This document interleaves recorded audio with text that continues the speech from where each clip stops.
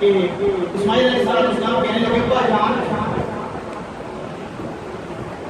اس طرح کہیں میرے ہاتھوں کو باندھ دیں رسیوں کے ساتھ تاکہ درد کی وجہ سے کہیں ہاتھ ہل نہ جائیں اور رب کی دربار میں گستاخی نہ ہو جائے.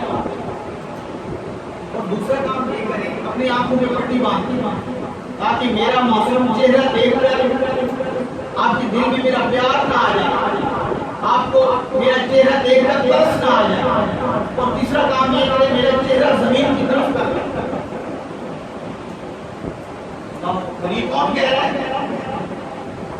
اسماعیل علیہ السلام بیٹا 14 سال کا کہہ رہا ہے ابا جان یہ اندازہ اختیار کیجیے.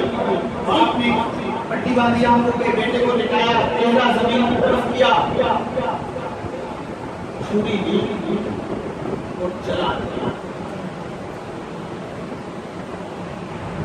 چھری کاٹ دی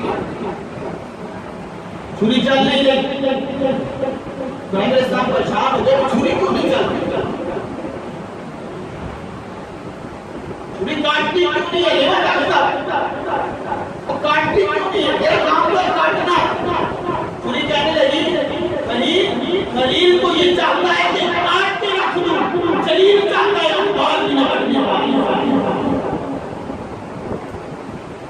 یہ کیا بات ہے تجھے تو کاٹنے کا حکم ہے تیری تو عادت ہے کاٹنا کاٹنا تو بڑی دیکھتی ہے تو یہ بھی دیکھتی ہے جو ہے اسے کاٹ کر رکھ دینا.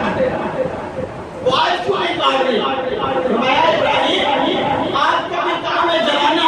اگر آگ میں گئے آگ کو آگ نے نہیں جلایا. جس رب نے آگ کو حکم دیا تھا کہ ابراہیم کو نہیں جلانا ابراہیم پہ ٹھنڈی ہو گیا اسی رب نے مجھے حکم دیا ہے کہ اسماعیل کا ایک بال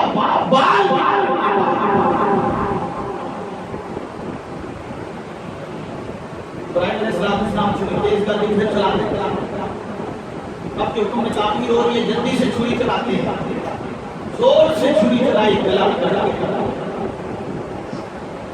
بہنے لگا. اس وقت اس کا باپ اور کیا پیت رہی ہو آپ کی باپ سوچیے اپنی اولاد کو ذبح کرتے وقت کیا ایک باپ پر پیت سکتی ہے. جب گلا کٹ گیا آپ کے دربار میں شکر ادا کیا مولا تیرا شکر ہے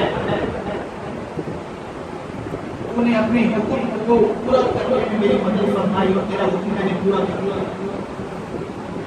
آنکھوں سے پٹی ہٹائی تو دیکھا اسماعیل پاس بڑے مسکرا رہے ہیں. جو ذبح ہوا وہ اسماعیل نہیں جنت سے لایا گیا جنت کا.